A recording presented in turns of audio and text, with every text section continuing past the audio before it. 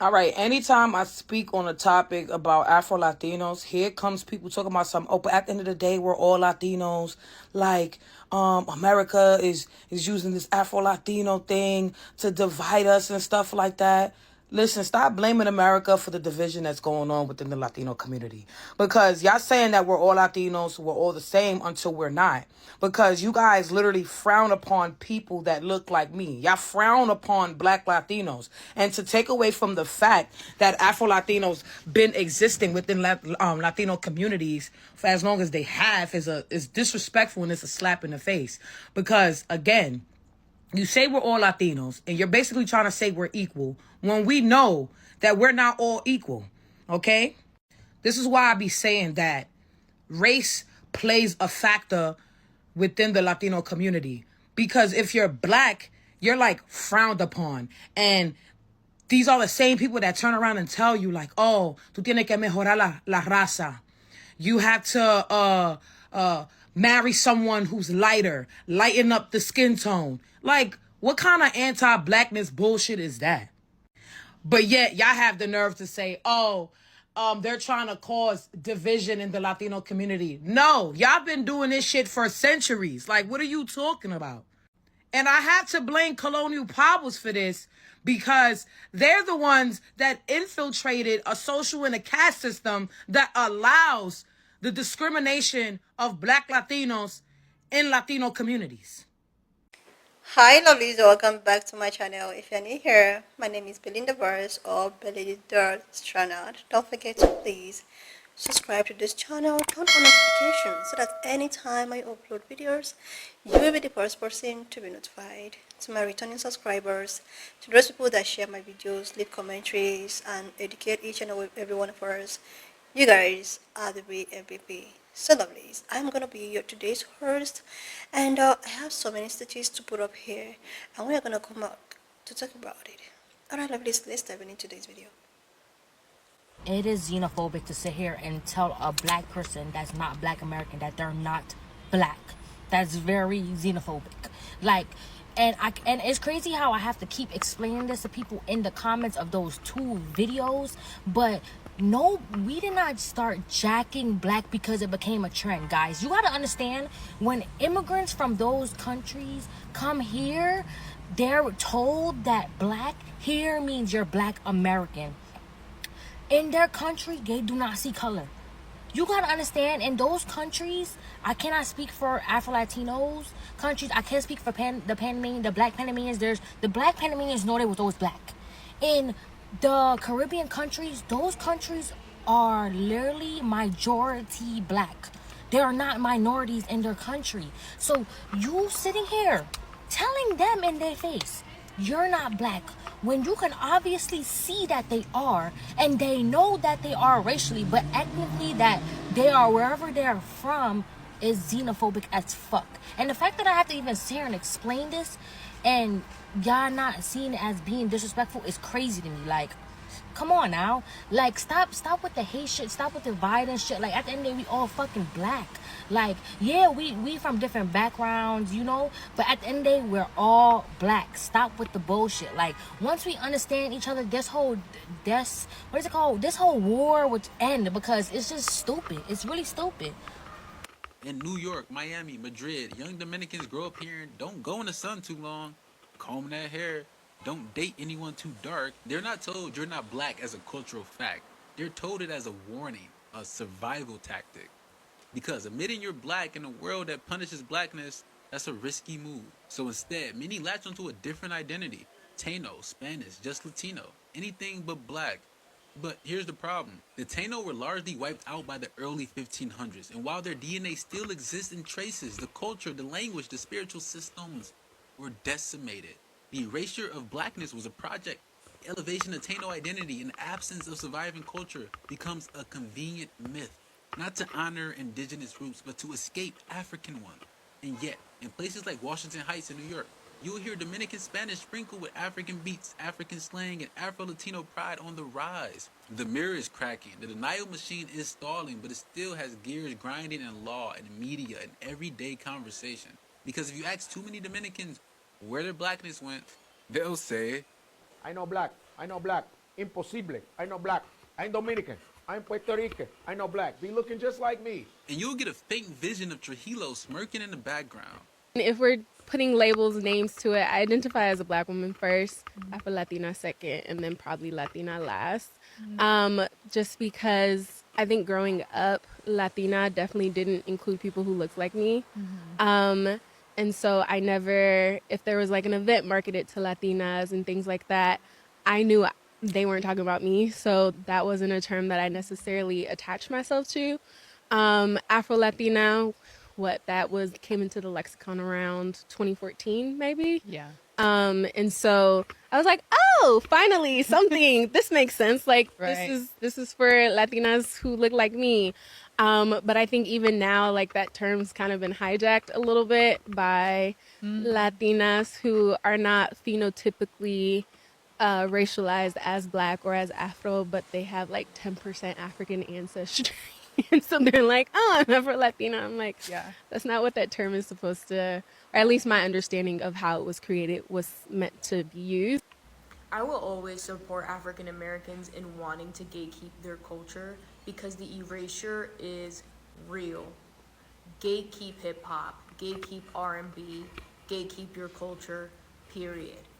As an Afro-Latina, like, trust me, I know firsthand the erasure is real. For context, Latino music such as like reggaeton, salsa, bachata, just to name a few, are historically black Latino music. They have their roots in black Latinidad. And as a result, the artists that used to have the biggest impact and largest visibility in these genres were black Latino artists. Fast forward to today, the artists with the biggest impact and the largest amount of visibility in these genres are white Latino artists. It's so bad that they have started to play in our faces. They gave J Balvin about 2 years ago Afro-Latino Music Artist of the Year award. This conquistador Cruz, this direct descendant of Christopher Columbus, accepted and was awarded Afro-Latino Music Artist of the Year award. I will never let this go. Now, I'm not saying we don't have Afro-Latinos that are very, popular today still in these music genres, as we should, but they do not have the impact nor the visibility that the white Latino artists in these genres have began to receive. It has gotten so bad that there are now Spaniards winning Latino Music Artist Awards. Spaniards. And it's honestly just so sad to see like the erasure in fucking real time. Like our music, like we had salsa songs that would sing about, the impact of slavery in Latin America. We used to have music that would sing about and talk about the beauty of black Latina women. None of that exists anymore for the most part. So yeah, gatekeep. Exactly is an Afro-Latino? And is being Afro-Latino synonymous with saying you're black? Words can evolve. I am not an expert, but I want to have a serious conversation about it. My mother is from Panama. My father is an African-American. Both of my parents identify as black. So up until recently, being called Afro-Latina was never even like in my purview, because to me, Afro-Latino was an ethnicity, not just a race. 3 types of Afro-Latinos. One of them are visibly black people whose parents are from Latin American countries and are also visibly black, right? The second are people who are from Latin American origins, and sure, somewhere in their lineage, there's an African, but when you look at that person, do you see a black person? Because I don't, personally. And then there are people in the third category like me who their blackness does not necessarily pull from the Latino-ness. Like I said, my mother does identify as black. Other people don't always identify my mother as black. And because I usually don't post her, but I have her on my Instagram. Here's a picture of us from a few years ago. But growing up, like, I would have to fight, and my mom had to fight for her blackness. Even though she's always identified as black, other people didn't identify as black, which is kind of what I'm literally saying right now. No one calls my mom Afro-Panamanian, but they will call me Afro-Panamanian. But if she's a Panamanian, how am I the Afro? But when I grew up, it was an ethnicity. It wasn't just like black people in any Latin American country. It was black people who retained their African culture and heritage. And even though my family is from Panama, we're from the northern coast, we're from Colón, historically known for black people. Estelita from Love and Hip Hop, she's also from Colón. So like, frame of reference, they're not all brown, but it's known for brownness. Culturally, we were very, very colonized. And so I'm not an expert. I literally, I'm open to learning. Okay, so there's a lot of discourse right now around Latino content creators, Latino influencers that are choosing to stay silent during this time as our community is being targeted, as our community is being attacked. And I have to be honest and say that I am not surprised. And I'm not surprised for multiple reasons, which I want to go ahead and share with you.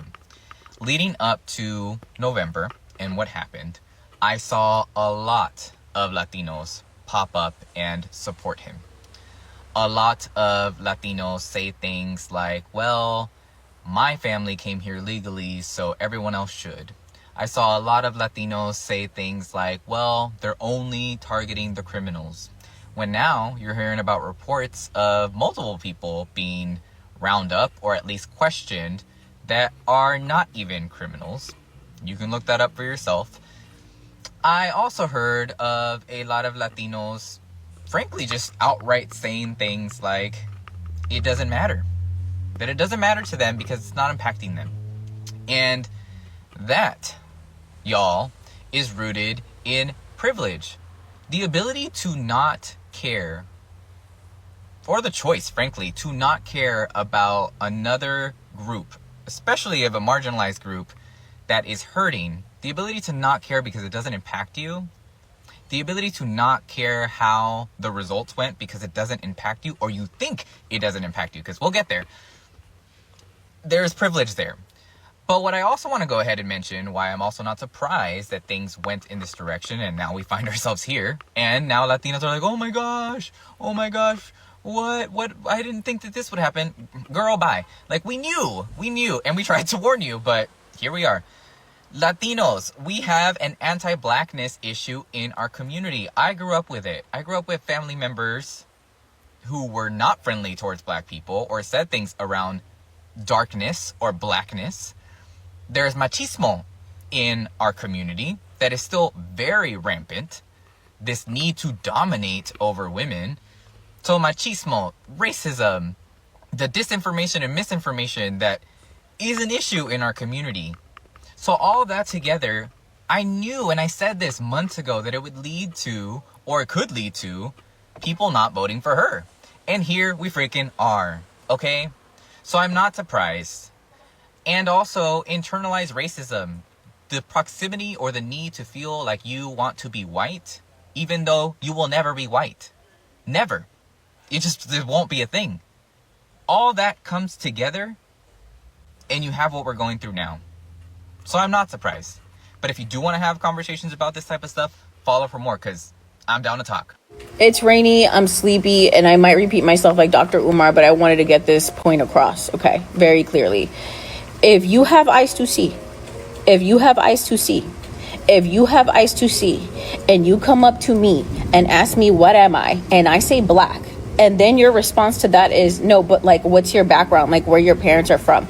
And I say, they're Dominican, Haitian, Panamanian, whatever Afro-Latino variety that I may be. And you turn around and say, oh, but you're not really black. I'm going to know you're the problem. I'm going to know that you're playing racial colorism oppression Olympics. And I don't want to be part of that game. Okay?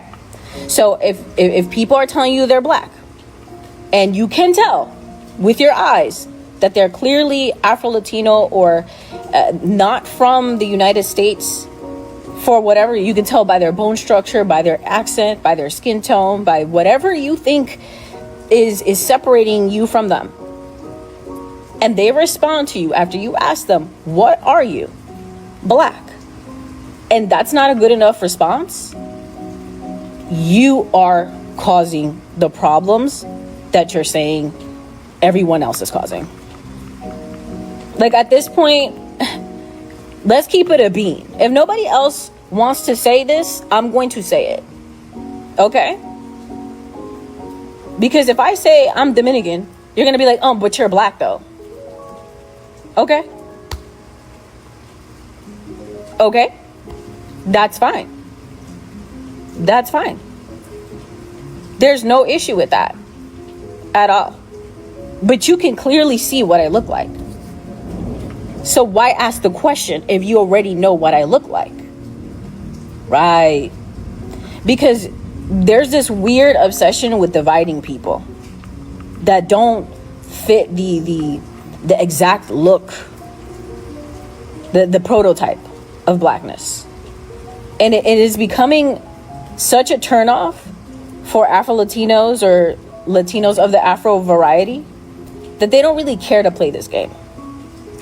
If you see me and you see what I look like, and to you I look like a black woman, then that's what I am. If I tell you that I'm Afro-Latina, I tell you that I'm this, that, and the other, accept it for what it is. Don't make it more of what it ain't. Okay? It's getting goofy. It's rainy, I'm sleepy, and I might repeat. When someone tells a black person from another country, you are not black, that is not just ignorance, that is xenophobia, dressed up as cultural pride. It substitutes toxic message that says our blackness is legitimate, but yours is foreign, diluted, or less real. And what is wild is that this message doesn't just come from a non-black people. It often comes from other black flocks, especially here in America, where race and ethnicity has been fused into one messy social identity. It's easy to confuse black with Black American. But let's slow down. What is really happening in this online debate between Black Americans, Afro-Latinos, and Caribbean descendants isn't just about identity politics. It's about pain, history, and survival strategy passed down for generations. In the United States, black has always been more than a skin tone. It's a social position, a label built out of resistance, out of centuries of false identity. It's about what white supremacy did to a group of people stripped of everything but their skin. So for many black Americans, the word black means lineage, a shared historical trauma and struggle unique to this soil. Now imagine coming from the Dominican Republic, Puerto Rico, or Colombia, places where the majority of people have African ancestry, but where the concept of race was twisted by colonial system differently. You grow up hearing things like Majora, La Reza, improve the race, which really means marry lighter, have children with straighter hair. You hear your grandmother say don't stay in the sun too long or comb that hair. And that this hasn't random sayings, they are survival codes. They are reminders of how colonialism and slavery reshaped identity, how anti-blackness became internalized, institutionalized, and normalized. When immigrants from those countries come to the US, they don't automatically understand that here, black isn't just phenotype, it's a political and cultural category. So when an Afro-Dominica or Afro-Colombia arrives and someone says you are black, they might respond, no, I am Dominican, not because they deny the color, but because in their country, black doesn't describe ethnicity, it describes Africans. That is the disconnect. But here is where it gets xenophobic. When Americans, especially some black Americans, tell those people you are not black because in that moment they are repeating the same kind of gatekeeping that white supremacy invented in the first place. The belief that blackness is a fixed boss owned by one group and others can sit in it. That is not protection, that is policy. And on the flip side, when non-black Latinos try to erase Afro-Latinos by saying we are all just Latino or stop dividing us with race, that is not unity either, that is erasure. Because inside Latino communities, anti-blackness is not some American import, it's baked into the very DNA of the region. Think about it. Latin America has some of the largest populations of enslaved Africans outside of the Africa itself. Brazil, for instance, imported 10 times more enslaved Africans than the US did. The Caribbean islands were built on sugar, tobacco, and blood. Yet, most of these nations crafted national meant of Metizagel, the idea that so everyone is mixed, everyone is the same, and the race doesn't matter. But there is a lie that protects whiteness because the closer your skin is to white, the more opportunities you get. The closer you are to African futures, the more door closes. So when a Dominican says, I'm not black, I'm Dominican, that is not just ignorance. That is the echo of centuries of programming. That's the legacy of Raphael, Trujillo, the Dominican dictator who literally tried to whiten the nation's image by massacring Haitians at the border and encouraging European immigration. Trujillo powered his face to look whiter in portraits. He banned Medjugorje lyrics that referenced African drums, and even though he himself was mixed, he ruled through the myth that whiteness meant power. That mindset never disappeared. It just disguised itself in model culture. Its beauty standards in telenovelas, in family jokes, in how children are raised to avoid the sun. Now let's look at New York, Miami, and Madrid, three major centers of the Afro-Latino diaspora.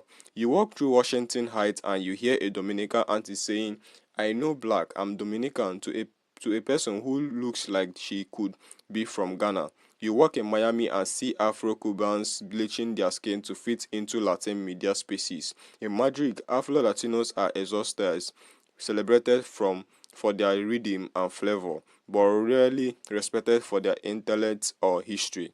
That denial of blackness isn't culture, pride, it's cultural analysis. It's forgotten who built the island, who tilled the fields, who danced the rhythms that made the very music Latin American exports to the world. But what is happening now, especially online, is that a new generation is cracking that mirror. Afro-Latino creators, historians, and artists are reclaiming the word black, not as a borrowed American label, but as a truth that connects them to the global African diaspora. They are saying, "I am Dominican and I'm black. I am Puerto Rican and I'm black. I am Colombia and I'm black," and they are focusing on comfortable conversations in their own communities. Because when you break the silence, you also break the heritage. Of course, not everyone likes that. You will hear some people saying, "Stop letting America divide Latinos," but that is projection. America didn't invest anti-blackness and Latin culture, it inherited it. The division was already there. The difference is social media finally made it visible. Now everyone can see the contradiction, a culture that dances to African beats, praises African food, uses African slang, but refuses to acknowledge African roots. Let me be honest, this denial goes beyond Dominicans or Puerto Ricans, it's a pattern across Latin America. In Mexico, black Mexicans erased from the national census until 2020. In Colombia, Afro-Colombians are heavily margined despite being one of the largest African descendant population in South America. In Brazil, where over half of the population has African ancestry, whiteness still dominates politics, business, and media. So when someone says we are all Latinos, what they are really saying is, let's keep pretending race doesn't exist, that whiteness stays comfortable. Meanwhile, Black Americans are caught in their own version of the same struggle, because within Black American spaces, there is a growing tension around cultural ownership, around who gets to say we when talking about blackness in the US. That is understandable. The descendants of American slavery built a culture, a sound, a vocabulary, a resilience out of suffering, and when immigrants come and try to insert themselves into narrative without understanding it, it feels like theft. But the solution isn't to exclude others from blackness. The solution is to define it in layers, to see that there is black as race, black as culture, and black as experience. A Nigerian in Houston, an Afro-Dominican in the Bronx, and a black American in Atlanta all experienced blackness differently, but they all lived under a system that penalized blackness globally. Here's where things get even deeper. When people say Afro-Latinos just started calling themselves black because it's trending, that shows a lack of historical awareness. Afro-Latino movements have existed for decades, from the Gurufunal community in Central America to the Negro-Tude movements in Cuba and Puerto Rico. Is just the social media amplified it now. And yes, visibility is uncomfortable because challenges everywhere. Latinos, Americans, and even Africans to face how colorism and colonialism still shape our relationship. Look at the language itself. Spanish and Portuguese have words like moreno, triguno, mulatto, all of which exist to avoid saying Negro. That is not a coincidence. That is centuries of ethnicity designed to distance people from blackness while still describing it. The whole system of casta in colonial Latin America was built to rank people by how close they were to whites. So when Afro-Latinos say, I'm not black, I'm Dominican, what they're really doing is reciting a casta code they never asked for. And then there is a generational piece. Older Latinos grew up during times when identifying as black could cost you jobs, opportunities, or even safety. Their denial isn't always hatred, it's trauma. But younger generations, especially Gen Z and millennials, are starting to realize that you can't heal from trauma, you can't the trauma you keep denying. They are embracing cause, they are dark skinned, they are African names, they are posting about it, they are teaching others, and that is why we are seeing this identify clash online. Because one side is clinging to respectability politics and the other side is breaking free. Let's also talk about how this ties into media. Latin pop culture has been a mirror of who gets to be seen as Latino. For decades, Latino TV networks like On Vision and Telemundo showcased mostly white-passing actors, even when a character was supposed to be from the Caribbean or Afro descendants. The casting still leaned Afro-European. The message was clear. Latino meant light skin, straight head, Spanish speaking. Everyone else was either comic relief or background noise. Now, the Afro-Latino artists like Amara La Ligra, Cardi B, and Gambi are speaking openly about their experiences. The pushback is intense. People saying stop making it about race. But when your existence has always been filtered through race, ignoring it doesn't make it disappear. It just keeps it uncomfortable for the privileged. And when we can't ignore how religion and colonial morality play into this too, the Spanish and Portuguese empires used Catholicism to equate whiteness with purity and blackness with sin. That is why so many Latin America beauty ideals, from hair texture to skin bleach, are still subconsciously tied to cleanliness, order, and decency. Anti-blackness in Latin America isn't just social, it's spiritual. It's embedded in how people see beauty, holiness, and success. So when people today say stop dividing Latinos, we are all one race, what they are really saying is I don't want to unpack the colonial ghost living inside my identity, because unpacking it means admitting for centuries many Latin countries built unity through erasure, not through inclusion. Now, here's where this connects back to Black Americans. When some Afro-Latinos claim we didn't start calling ourselves black until we came to the US, that's actually true in context, because in their countries, black as a racial identity wasn't used the same way. But the issue isn't that they stole blackness, the issue is that global white supremacy created different rules for how blackness shows up. So instead of fighting over who is really black, the question should be, how can we build solidarity across different black experience? Because the truth is, colonialism divided us on purpose. It told Africans on the continent they were primitive, told Caribbean people they were lazy, told Black Americans they were criminal, and told Afro-Latinos they were exotic but lesser. Every region got its own flavor of anti-black propaganda, and we are still playing by those rules. Think about how often the same script repeats online. Someone say Afro-Latinos are black, and immediately a wave of comments appear saying no, they are just Latinos, or they are not real black. Then someone says we are all one, and other reply no, you deny us for centuries. Everyone's hot, everyone's defending, no one is listening. But if we zoom out, we did see all one conversation about identity under oppression, the same story told in different accents. Take the Dominican for example again. In school, Dominican kids are taught national pride, that they are descendants of Tano and Spanish settlers. The African part is minimized or romanticized. They are taught that being too black is being Haitian, and being Haitian means being poor, undesirable, less human. That is coincidence. That is not coincidence, that is policy. The Dominican Republic national identity was literally built on the rejection of Haiti, the first black republic. So when Dominicians say I'm not black, they are not just talking about skin color, they are expressing an identity constructed in opposition to Haiti. That is what colonialism does. It turns neighbors into opposites. And yet, despite that denial, blackness still bleeds through the culture, in the music, in the rhythm of speech, in the food, in the spirituality.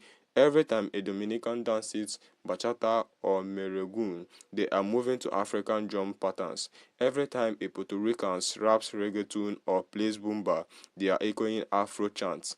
The irony is that everything that makes Latin culture vibrant and global are the African elements it tries hardest to deny. The same denial shows up even in how Afro-Latinos are treated abroad. In Spain, for instance, Latin Americans who are lighter are treated as foreigners, but darker-skinned ones are treated as black, as suddenly they realize that outside their countries, they can't hide behind mestizo identity. The world sees what their own society try to erase. That is why many Afro-Latinos start reconnecting with blackness, not because it's a trend, but because the illusion of racial unity collapses the moment they experience global anti-blackness firsthand. So yes, it's xenophobic to tell someone they are not black because they wasn't born in America, but also dangerous to ignore the ways anti-blackness functions different in each culture. The goal shouldn't be sameness, it should be understanding. Because if we can't understand each other's history, we keep recycling the same conflicts. Black Americans feeling dismissed, Afro-Latinos feeling invalidated, and white system quietly benefiting from the division. Now, let's ask the real question. What does it mean to be black in a world that punishes blackness but profits from it? Being black isn't just about menemia, it's about how you are positioned in society, how you are read, restricted, or rewarded. It's about the shared resistance to being erased. So, yes, Afro Latinos are black, Caribbean people are black, Afro immigrants are black, Black Americans are black, but each group carries a different flavor of trauma and resilience, and that difference deserves respect, not rejection. We can't build unity through denial. We can build it through truth, through acknowledging that anti-blackness didn't start in America. It started in colorism. It just evolved in different languages. So when someone says I'm Dominican, not black, instead of mocking them, ask them why they believe that. Trace it back to the education system, to the family conditioning, to the media representation. The answer always leads to the same root: white supremacy. And for those who say Afro-Latino is a dismissive term, is not. It's descriptive. It's saying I'm part of both worlds. It's a bridge, not a barrier. Because to be Afro-Latino is to live in dual consciousness, to be both visible and invisible at the same time, to be celebrated for reading but rejected for skin tone, to love your culture but constantly have to remind it to love you back. The good news is that the tide is changing. Younger generations are refusing to stay silent. They are calling out colorism in telenovelas, depending representation in film, creating spaces online where Afro-Latinos can exist without apology. And that is what scares people. That visibility breaks the heritage. Because once you admit that Afro-Latinos are black, you have to also admit that whiteness isn't the center of Latin identity anymore. So yes, it's messy, it's emotional, it's generational, but it's necessary, because denying blackness won't save anyone. It never did. It only reinforced the same colonial blueprint that divided us in the first place. Once we start recognizing that, we can finally stop wasting energy on who is real black and start focusing on dismantling what keeps us all oppressed. Maybe then the phrase "we are all Latino" will actually mean unity, not erasure. And maybe "we are all black" will mean solidarity, not suspicious. Until then, the conversation must continue, because silence has never protected us. Truth has. And if you watched up to this extent, don't forget to please leave me your own thought in the comment section of what you think of this video. And please do not forget that we do not support any form of bullying and harassment. We are just here for educational and informative purposes. So lovelies, why not just share your thought? Subscribe to this channel if you're yet to do that, and I will see you lovelies when I upload the next one.